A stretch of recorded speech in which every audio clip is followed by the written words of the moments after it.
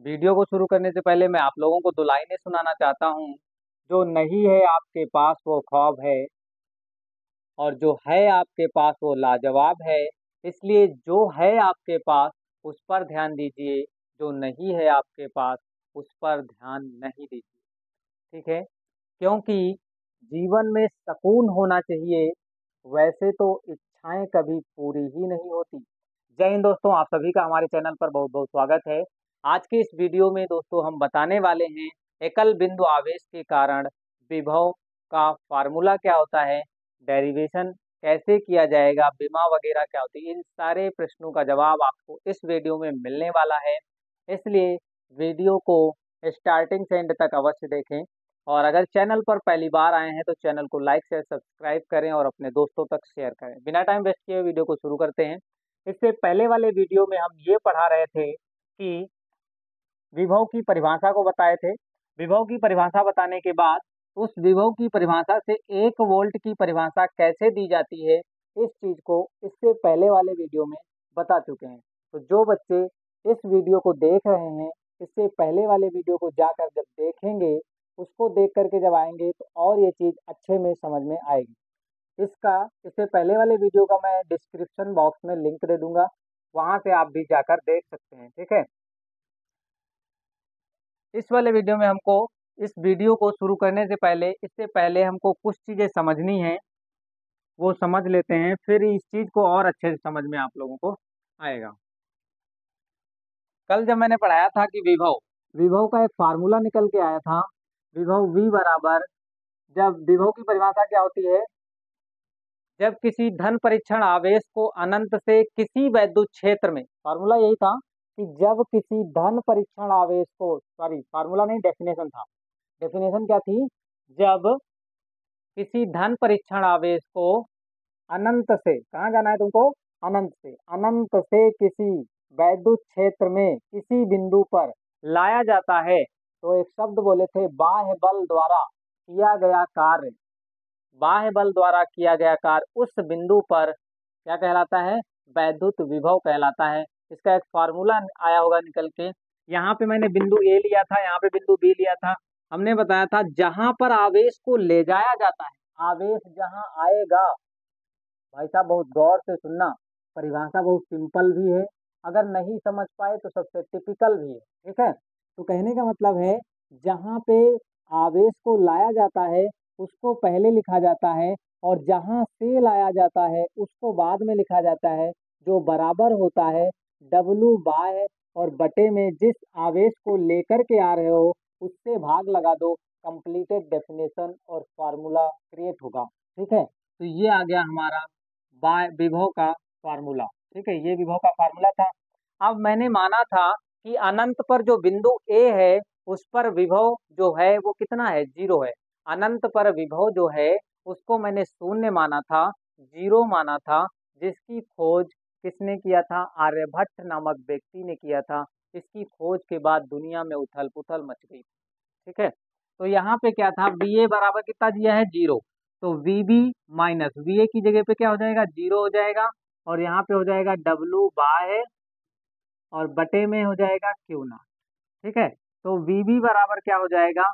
W bye और बटे में Q नॉट। ये है बिंदु P पर जो एक समान वैद्युत क्षेत्र E में रखा हुआ है उस पर विभव।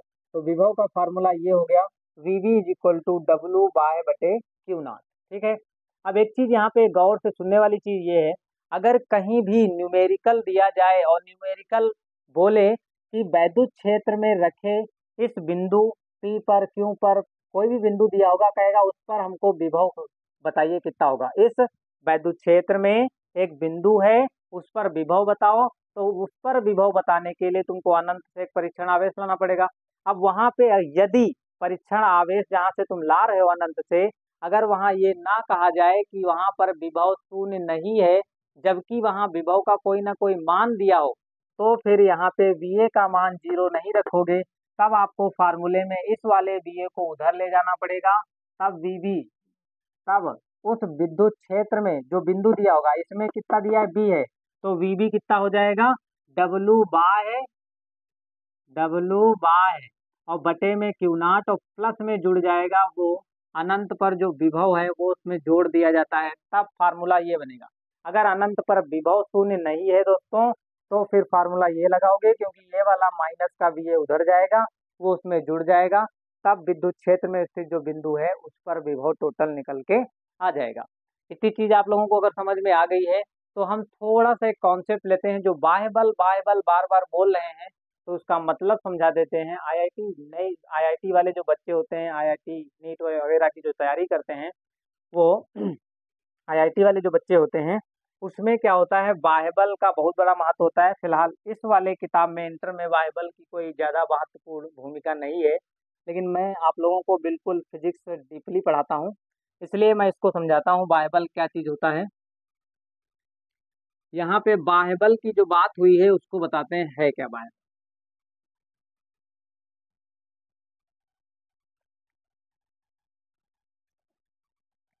या फिर याद करने के लिए ये क्या है, ये पॉइंट है, नोट में लिख लीजिए। नोट नंबर 1, नोट नंबर 1 है बाह्य बल हमेशा कार्य करता है।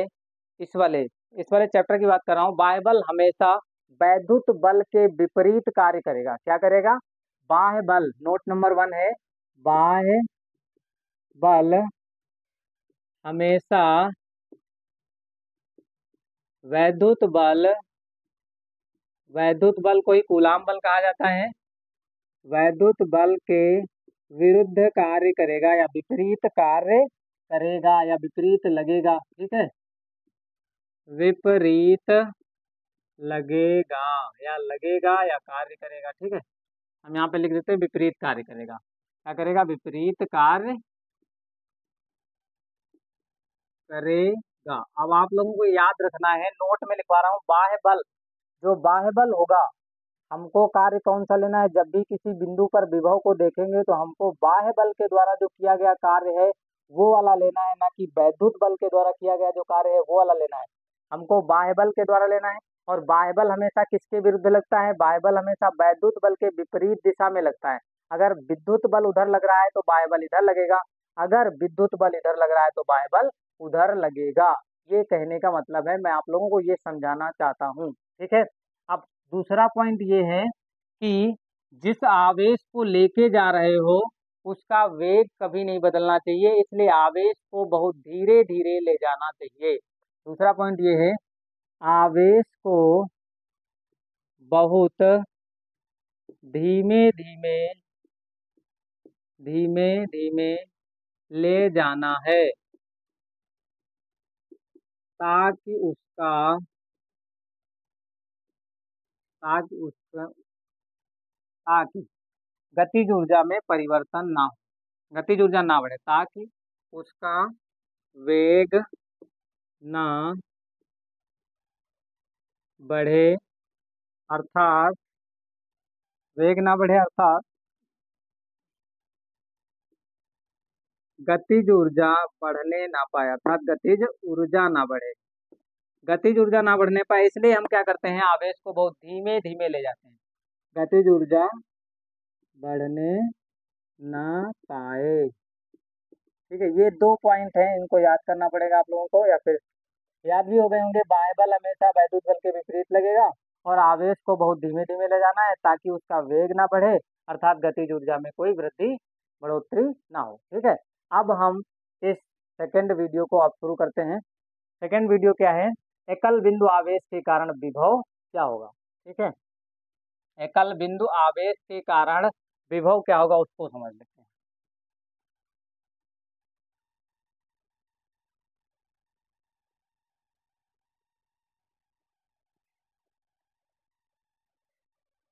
हेडिंग क्या रहेगी? एकल बिंदु या फिर बिंदु आवेश बोल लो। बिंदु आवेश, बिंदु आवेश के कारण,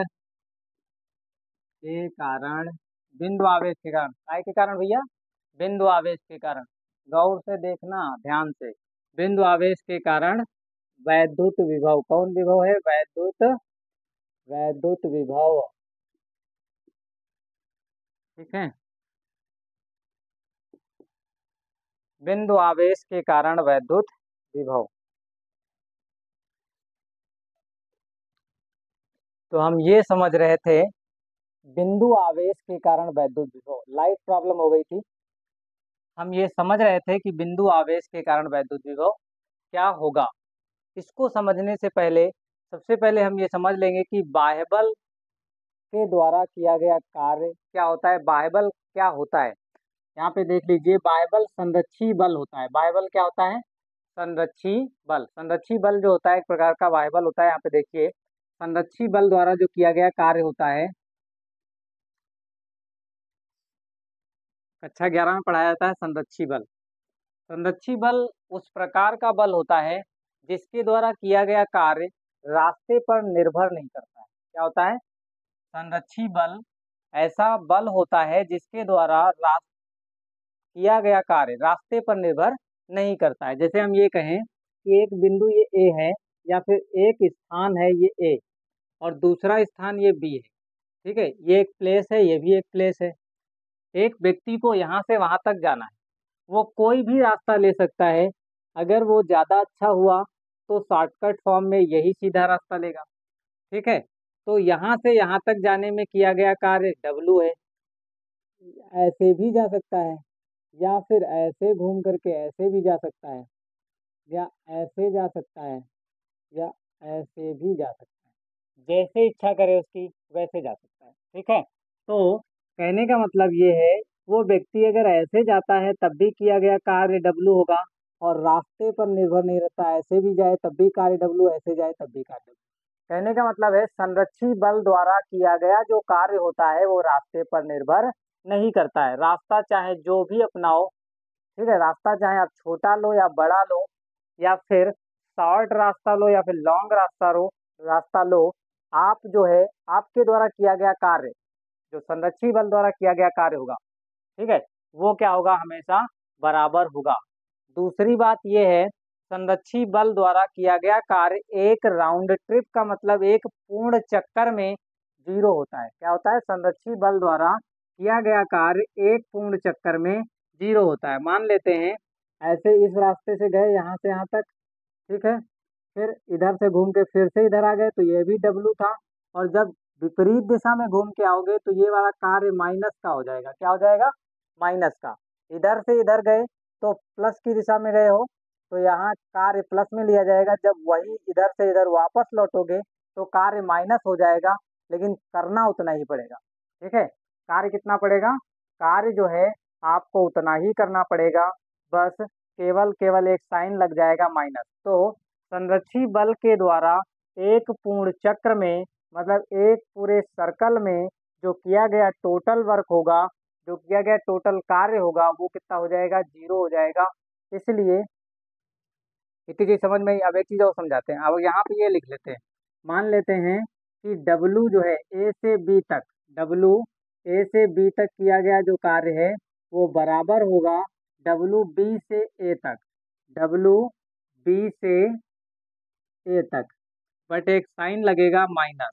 कहने का मतलब ये है, ये चीज मतलब डब्लू ए से बी तक जाओगे तो भी कार्य नॉन डब्लू करना पड़ा है। ए से बी तक किया गया कार्य डब्लू है, वो बराबर होगा बी से ए तक आने में किए गए कार्य के। बस क्या लगेगा, उसके आगे एक माइनस का चिन्ह लग जाएगा। इतनी चीज समझ में आई, ठीक है। अगर ये चीज समझ में आ गई है तो अब हम यहाँ पे देखेंगे, यहाँ पे अब है हेडिंग क्या है, बिंदु आवेश के कारण वैद्युत विभव। मैंने इसकी थोड़ी सी हिंदी लिख दिया है जो लिखने लायक थी, जो जरूरी थी। ये डायग्राम है इसका, इसी डायग्राम से इस हिंदी को मैंने लिखा है। डायग्राम पे यहाँ पे देखिए, प्लस क्यू आवेश बिंदु ओ पर स्थित है, इससे स्मॉल आर दूरी पर एक बिंदु पी स्थित है, ठीक है। फिर इस प्लस क्यू आवेश से स्मॉल एक्स दूरी पर एक अन्य बिंदु ए है, ठीक है। इस अन्य बिंदु ए पर एक धन परीक्षण आवेश क्यू नॉट स्थित है। क्या है, धन परीक्षण आवेश क्यू नॉट स्थित है। इसी इस वाले डायग्राम से मैंने इतनी थ्योरी लिख दी है, ज़्यादा एग्जाम में लिखने कोई ज़रूरत नहीं होती है। इसी डायग्राम से जो आपको समझ में आए वो लिखोगे, याद करने की कोई ज़रूरत नहीं होती है। ये नहीं कि हाँ हमने ऐसा लिखा है तो इसको ऐसे याद करोगे, याद करने की किसी कोई ज़रूरत नहीं है, याद करना ज़रूरी नहीं है। बस इसी से लिखोगे प्लस क्यू आवेश, माना एक प्लस क्यू आवेश बिंदु ओ पर रखा है जिससे स्मॉल आर दूरी पर स्थित बिंदु P पर विभव ज्ञात करना है। ठीक है, स्थित बिंदु P पर विभव ज्ञात करना है। फिर माना प्लस Q आवेश से स्मॉल r दूरी पर एक अन्य बिंदु A स्थित है जिस पर परीक्षण आवेश Q नॉट रखा है। ठीक है, इतना लिखने के बाद आप इस वाले चीज को रफ कर देंगे, फिर नीचे देखते हैं क्या लिखेंगे।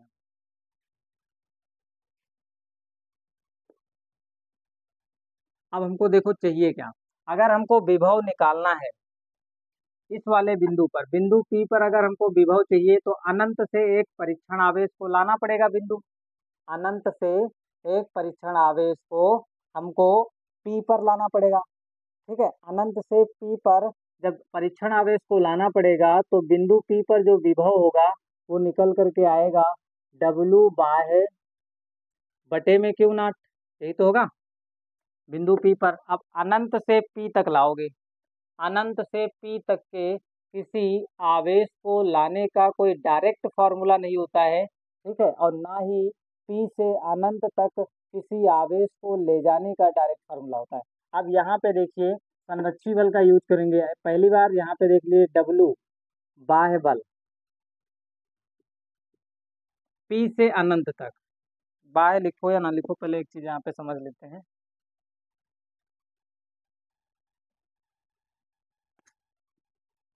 P से अनंत तक एक धन परीक्षण आवेश को ले जाने में किया गया कार्य, अगर हम कहें P से अनंत तक ले जाने में किया गया कार्य यहाँ से यहाँ तक, या फिर अनंत से P तक लाया जाए, तभी तो बिंदु P पर विभव निकलेगा।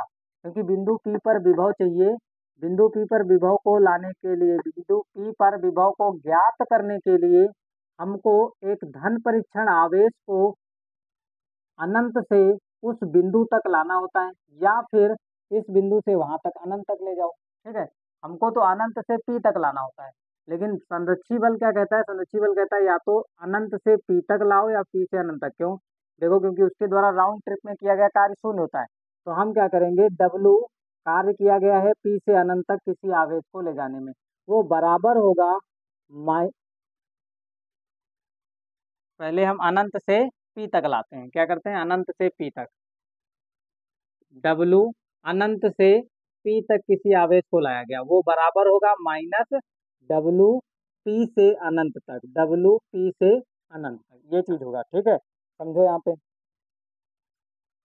ये लिखा हुआ है अनंत से P तक किसी आवेश को ले जाने में किया गया कार्य इतना है। ठीक है, और अगर वहां से फिर है P से अनंत तक अगर जाओगे तो कार्य तो उतना ही करना पड़ेगा, बट इसके आगे कौन सा निशान आ जाएगा, माइनस। संरक्षी बल क्या कहता है, संरक्षी बल के द्वारा किया गया कार्य जो होता है वो बाह्य बल द्वारा किया गया कार्य होता है, और संरक्षी बल ऐसे बल होते हैं जिसके द्वारा किया गया कार्य एक पूरे चक्कर में शून्य होता है। अगर इस वाले माइनस को इधर ले आओगे तो दोनों परिमाण में बराबर हैं।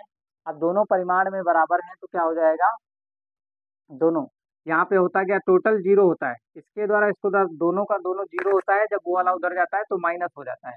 ठीक है, तो अब एक चीज देखिए ध्यान से, हम क्या करेंगे, क्योंकि इस वाले आवेश को जो यहाँ परीक्षण आवेश है, परीक्षण आवेश को P से अनंत तक ले जाना, ले जाने के लिए कोई डायरेक्ट फार्मूला होता नहीं है। P से अनंत तक किसी भी आवेश को ले जाने का कोई डायरेक्ट फार्मूला नहीं है।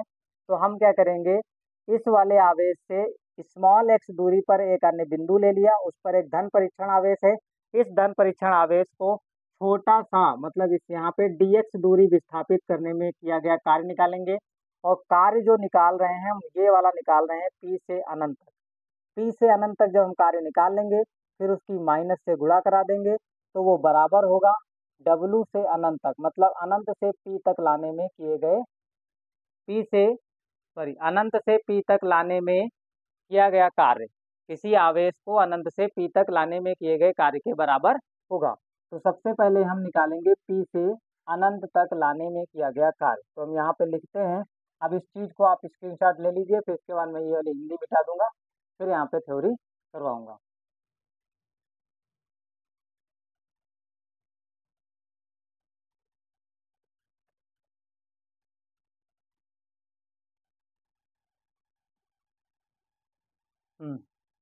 इस चीज को रफ कर देते हैं।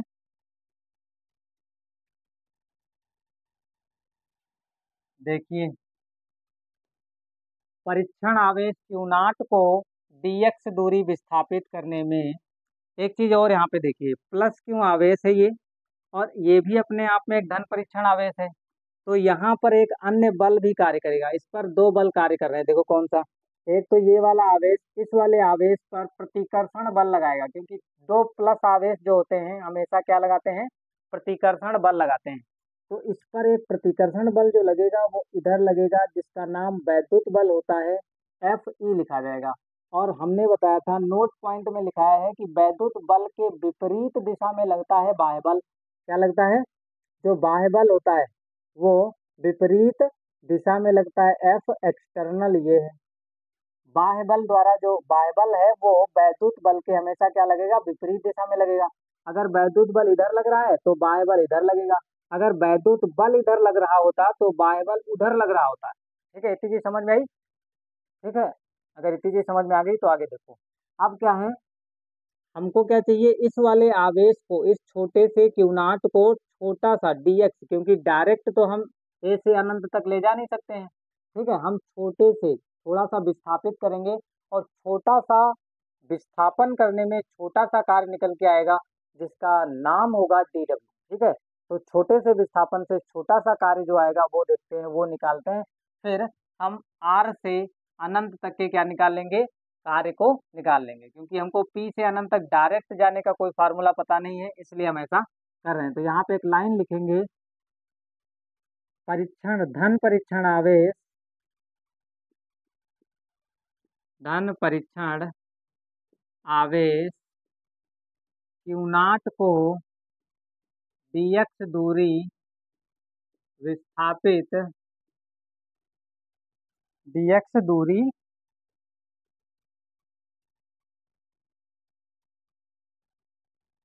विस्थापित करने में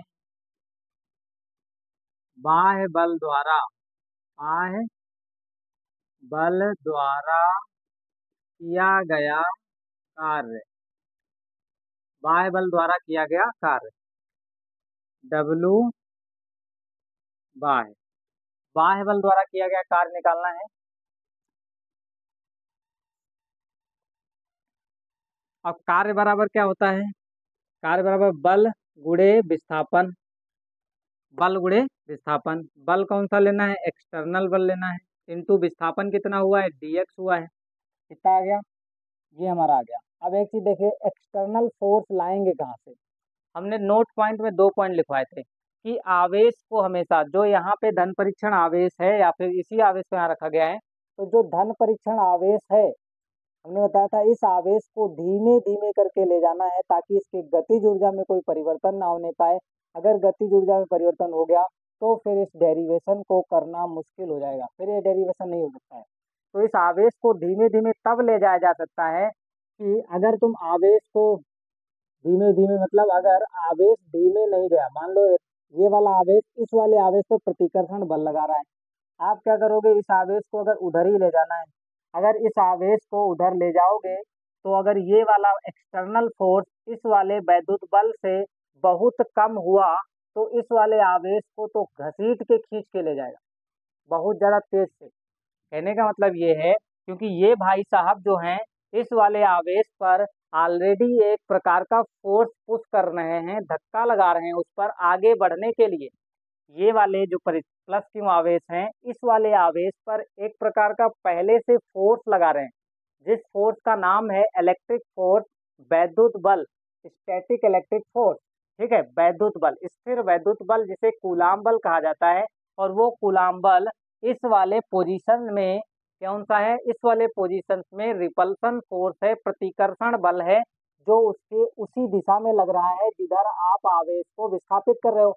अब जिधर आप आवेश को विस्थापित कर रहे हो, अर्थात जिधर आप जा रहे हो और उधर ही आपको अगर कोई धक्का दे दे तो आपकी स्पीड बढ़ेगी या घटेगी, आप बताओ।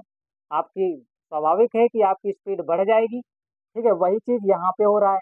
अगर इस वाले प्लस ने इस पर क्या किया, कुछ तो धक्का लगा रहा है, कौन से बल से, Fe बल से। अगर ये भाई साहब जो इसको रोकने का, जो विपरीत दिशा में कार्य कर रहे हैं, जो विपरीत दिशा में कार्य कर रहा है वो बल है एक्सटर्नल फोर्स। ठीक है, बाह्य बल।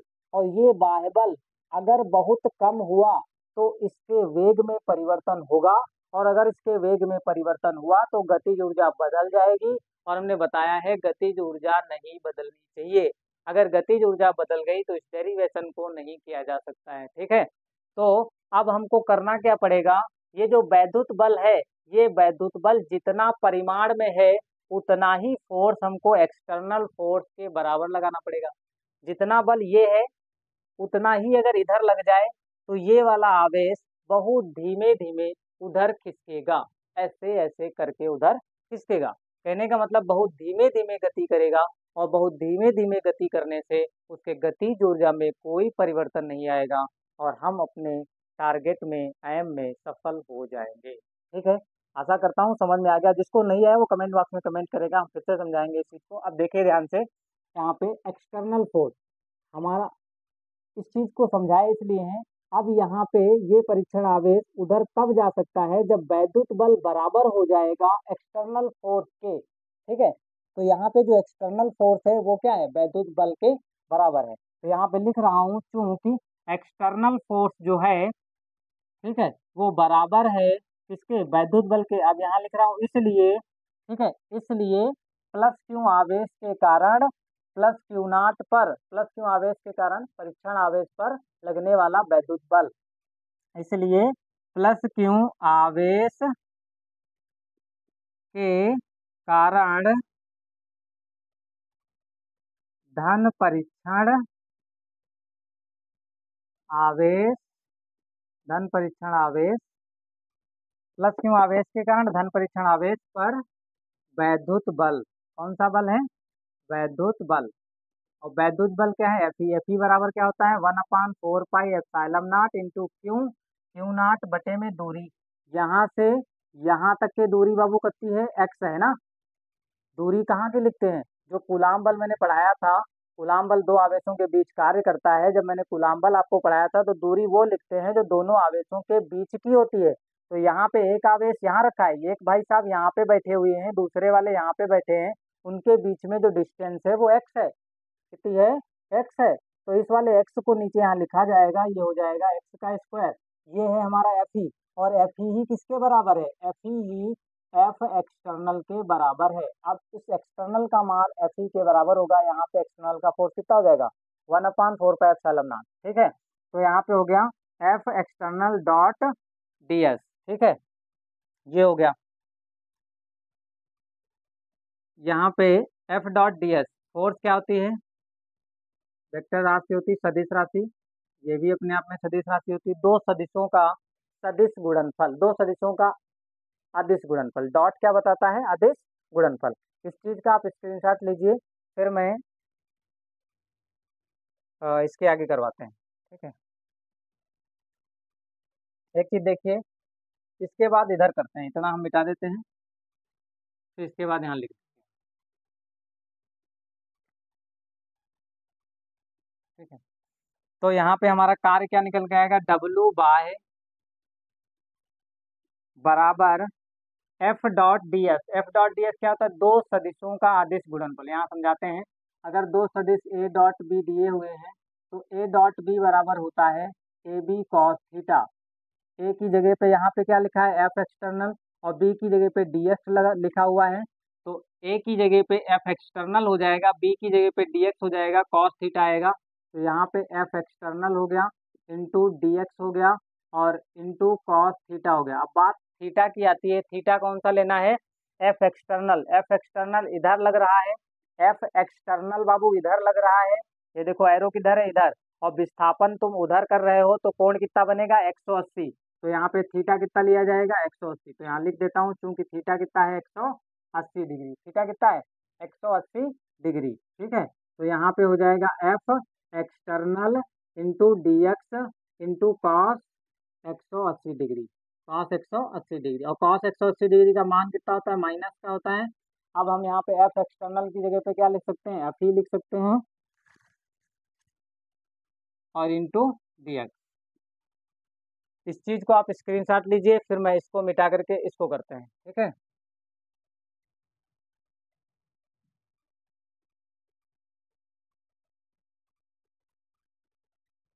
अब इस चीज़ को हम साफ करते हैं, फिर यहाँ पे देखिए क्या हो।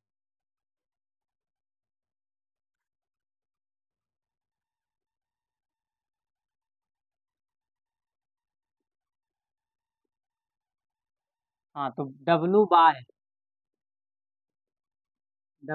बराबर कितना आएगा, माइनस एफ ई। माइनस पहले था तो एफ ई का मान कितना आया था, 1/4 pi epsilon naught into q, q naught बटे में एक्स का स्क्वायर इंटू डी एक्स, ये आया है। यही तो आया था, 1/4 pi epsilon naught q q naught बटे x square into d x, ये हो गया, इसका मान रख दिया। अब हमको क्या करना है, ये तो छोटे से विस्थापन के कारण आया था, हमको तो आर से लगा करके इनफाइनाइट तक जाना है। कार्य हमको कौन सा निकालना था, पी से अनंत तक, फिर उसकी माइनस से गुणा करेंगे, जो बराबर होगा डब्लू, किसके बराबर होगा, जो डब्लू इनफाइनाइट से पी के बराबर होगा। ठीक है, अब यहाँ पे देखिए एक चीज, अब यहाँ पे लिख रहे हैं, इसलिए आर से, सॉरी, इसलिए आर से ही लिख लो, आर से अनंत तक, इसलिए आर से अनंत तक ले जाने में किया गया कार्य। ठीक है, आर से अनंत तक ले जाने में किया गया कार्य, क्या करूँ, समाकलन करना पड़ेगा, आर से अनंत, और डब्लू, और ये डब्लू बाह्यबल जो था वो छोटा सा विस्थापन था, तो छोटा सा आएगा, यहाँ पे डी डब्लू आएगा, कितना आएगा, डी डब्लू, तो डी डब्लू बाय हो गया, और इंटू डी डब्लू बाय, इसका हम मान रखेंगे, देखिए यहाँ पे डी डब्लू का समाकलन कर दिया।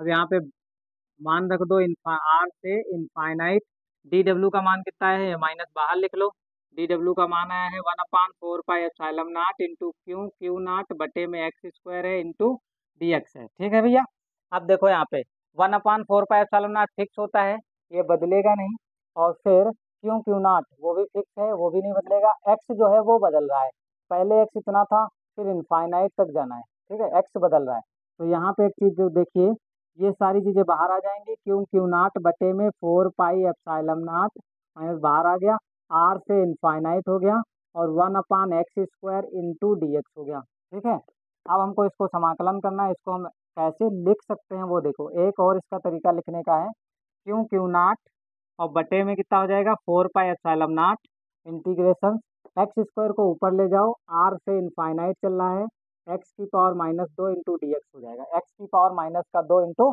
डी एक्स, इतना हो गया। अब जब ये कंप्लीट हो गया है तो हम इसका समाकलन सीधे कर लेते हैं, क्यू क्यू नॉट बटे में कितना हो जाएगा, 4 पाई एप्सिलॉन नॉट, ये माइनस पहले से चल रहा था। अब देखिए यहाँ पे एक समाकलन, इसको मिटा के समाकलन का एक फार्मूला होता है वो समझाते हैं, काफ़ी बच्चे मैथ वाले जानते होंगे, बायोलॉजी वाले नहीं जानते हैं, तो इसको रटेंगे। देखिए यहाँ पे इंटीग्रेशन एक्स की power n into d x, अगर कहीं लिखा हुआ है, अगर तुमको कहीं ऐसा दिख जाए एक्स की power n into d x, अगर यहाँ पे वेरिएबल एक्स है तो यहाँ भी एक्स होगा, यहाँ पे अगर एक्स है तो यहाँ भी क्या होगा, एक्स ही होगा। ठीक है, तो इसका समाकलन जो होता है एक्स की पावर n+1/n+1 होता है। ठीक है, अगर यहाँ पे 2 होता तो यहाँ 3/3 आएगा, अगर 1 है तो 2/2 आएगा, क्योंकि n की जगह पे 1 रखोगे और उसमें 1 जोड़ दोगे तो 2 हो जाएगा, नीचे 1 + 1 2 हो जाएगा। ठीक है, ये फार्मूला है, इसको यहाँ पे अप्लाई करते हैं। देखिए एक्स की पावर n की जगह पे -2 है, तो जब -2 है तो एक्स की पावर -2 प्लस का 1, और बटे में -2 प्लस का 1, लिमिट कहाँ से थी, आर से इनफाइनाइट तक थी। ठीक है, तो यहाँ पे माइनस, और क्यू क्यू नॉट बटे में 4 पाई एप्सिलॉन नॉट, एक्स की पावर -2 प्लस का 1 जोड़ोगे तो कितना बचेगा, -1 बचेगा, नीचे कितना बचेगा, -1, और आर से इनफाइनाइट, और ये वाला माइनस इस वाले माइनस को क्या कर देगा, प्लस कर देगा। ठीक है, तो क्यू क्यू नॉट बटे में क्या हो जाएगा, 4 पाई एप्सिलॉन नॉट, अब प्लस का हो जाएगा, यहाँ बचा कितना है, एक्स की पावर -1 को हम 1/x लिख सकते हैं, और यहाँ आर से इनफाइनाइट, इस चीज़ को आप नोट करिए, फिर इसके आगे इसको रफ करके ऊपर से कराते हैं।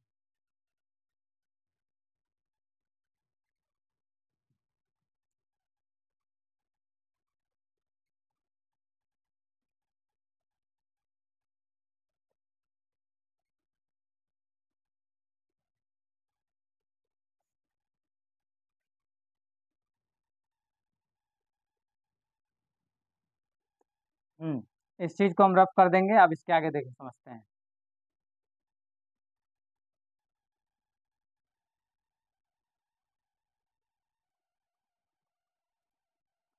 यहाँ पे आया हुआ है W बराबर, और W कौन सा निकल के आया है? W भैया जो आया है वो बिंदु P से इनफाइनाइट वाला आया है। कौन सा आया है? बाह्य बल के द्वारा किया गया कार्य है।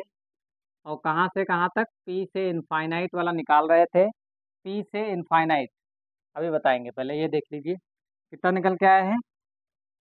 क्यू नाट बटे में 4 पाई एप्सिलॉन नॉट। अब लिमिट रखनी है। पहले क्या होता है? Upper limit. अपर लिमिट क्या है? एक्स की जगह पे इनफाइनाइट रख दो। एक्स की जगह पे इनफाइनाइट रख दिया, अपर लिमिट ये हो गई। फिर इसके बाद होता है माइनस। फिर नीचे लोअर लिमिट आर को रखना होता है, नीचे आर हो गया। एक्स की जगह पे क्या हो गया? आर। 1/इनफाइनाइट कितना होता है? 0 होता है। कहीं भी अगर 1/इनफाइनाइट लिखा है उसका मान कितना होता है? 0 होता है। बचेगा कितना? माइनस का 1/आर। ठीक है, तो बराबर लगाओ, ये वाला माइनस इधर आ जाएगा, तो माइनस का 1/4 pi epsilon naught q naught बटे में आर। ये आ गया हमारा W बाय P से इनफाइनाइट। लेकिन हमको P से इनफाइनाइट नहीं, हमको तो बिंदु P पर विभव चाहिए। और किसी बिंदु P पर अगर विभव चाहिए तो हमको आवेश को अनंत से लाना पड़ता है। कहाँ से लाना पड़ता है? अनंत से। इसलिए अभी मैंने समझाया था, संरक्षी बल जो होते हैं, राउंड ट्रिप में किया गया कार्य जो होता है 0 होता है। वहाँ पे बताया था W अनंत से P तक के किया गया कार्य जो होगा वो बराबर होगा माइनस W P से अनंत तक। जब तुम P से अनंत तक किसी आवेश को ले जाओगे तो वो कार्य जो होगा, और अनंत से P तक जब किसी आवेश को लाओगे वो कार्य जो होगा, दोनों बराबर होते हैं। बस दिशा एक की विपरीत हो जाती है। पहले तुमने क्या किया? अनंत से P तक किया गया कार्य ये है। फिर इसके बाद अगर P से अनंत तक आवेश को ले जाओगे तो केवल माइनस चिन्ह लग जाएगा। हमने ये वाला कार्य निकाल लिया है। अब इस वाले कार्य की माइनस से गुणा करा देंगे तो ये टोटल किसके बराबर है? ये बराबर है इसके। और ये कहाँ से कहाँ तक आवेश को ले जाया गया है? अनंत से जब P तक आवेश को ले जाया गया है, अनंत से जब P तक आवेश को ले जाया गया है तब किया गया कार्य है, वो भी किसके द्वारा? बाह्य बल के द्वारा। ठीक है, इसलिए यहाँ पे अब क्या देखेंगे? अब इसकी हम माइनस से गुणा कराएंगे। इस वाले कार्य की हम क्या कर देंगे? माइनस से गुणा। ये हो जाएगा माइनस P से इनफाइनाइट। कहाँ से? P से इनफाइनाइट। तो ये वाला माइनस क्या हो जाएगा? प्लस, क्योंकि माइनस से इधर गुणा करोगे तो माइनस से इधर भी करना पड़ेगा। 1/4 pi epsilon naught into q naught बटे में आर। ये हो गया हमारा, ये वाला कार्य निकल के आ गया -WP से इनफाइनाइट बाह्य बल द्वारा। बाह्य बल के द्वारा P से इनफाइनाइट तक परीक्षण आवेश को ले जाने में किया गया कार्य ये आ गया है, जो बराबर होता है इनफाइनाइट से P तक परीक्षण आवेश को ले जाने में किए गए कार्य के। ठीक है, तो ये कार्य किसके बराबर होगा? इस वाले कार्य के बराबर होगा। तो W इनफाइनाइट से P बराबर 1/4 pi epsilon naught into q naught बटे में आर। ठीक है, इसको हम क्या लिख लेंगे? इसको हम लिख लेंगे W बाय, ये बाह्य बल द्वारा किया गया कार्य है। ये दोनों किसके द्वारा किए गए कार्य हैं? बाह्य बल द्वारा। तो बाह्य बल द्वारा किया गया कार्य आ गया है इतना क्यू नाट बटे में आर। ये आ गया हमारा बाह्य बल द्वारा किया गया कार्य बिंदु P पर। ठीक है, जब हम धन परीक्षण आवेश को P तक लाए हैं, अनंत से P तक, तो उसके द्वारा किया गया कार्य ये आ गया है। अब हमको विभव चाहिए, तो इस चीज़ का आप स्क्रीनशॉट लीजिए, फिर हम बिंदु P पर विभव लिखवाते हैं।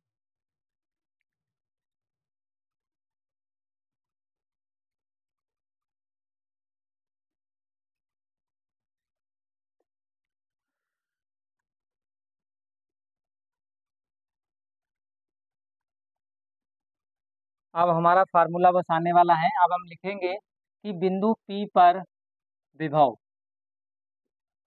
यहाँ पर बिंदु P पर विभव, बिंदु P पर विभव।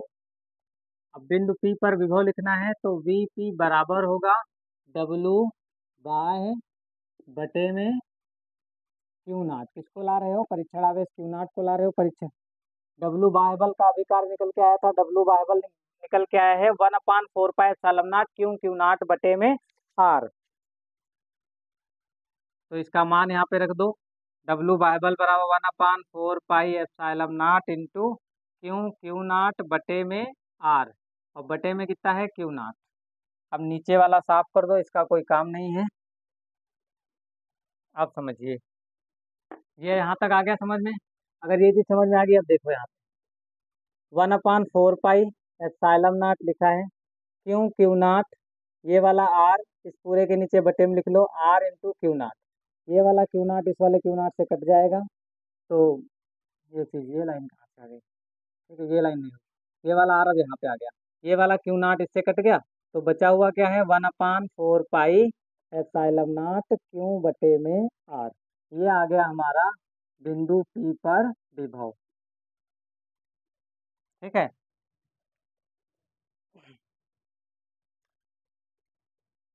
बाह्यबल का जिक्र इसलिए किया गया क्योंकि किताबों में सिंपल ऐसे ही बता दिया जाता है। बाह्यबल जो है आगे पढ़ने के लिए भी बहुत ज़्यादा जरूरी है, आगे आपको बाह्यबल बहुत ज़्यादा काम करेगा।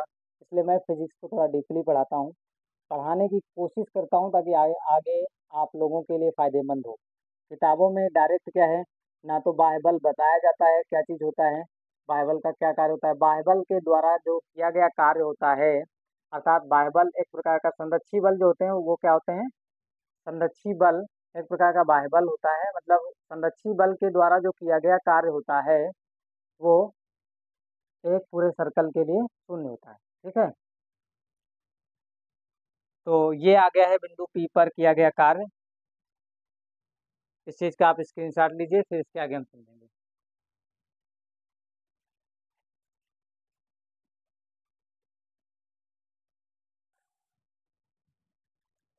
तो आशा करता हूँ कि आप लोगों को ये चीज़ समझ में आई होगी, और यदि आप लोगों को हमारे पढ़ाने का तरीका समझ में आता है और पढ़ने में आनंद आता है, तो मैं आप लोगों से केवल एक लाइक और एक प्यारा सा कमेंट चाहता हूँ। कमेंट बॉक्स में कमेंट अवश्य किया करें, ताकि मैं इससे बाद जब वीडियो बनाऊंगा तो कमेंट बॉक्स को पढ़ने के बाद बनाता हूँ, ताकि अगर कोई क्वेरी हो, कोई किसी प्रकार का कोई क्वेश्चन हो, कुछ भी आपको पूछना हो, तो जब मैं उसको पढ़ूंगा तब मैं उस वीडियो के अनुसार जब अगला वीडियो बनाऊंगा तो उसमें आपको रिस्पॉन्स दे पाऊंगा। इसलिए मैं आप लोगों के कमेंट का इंतजार करता हूँ। आप लोग वीडियो देखने के बाद कमेंट अवश्य कर दिया करें।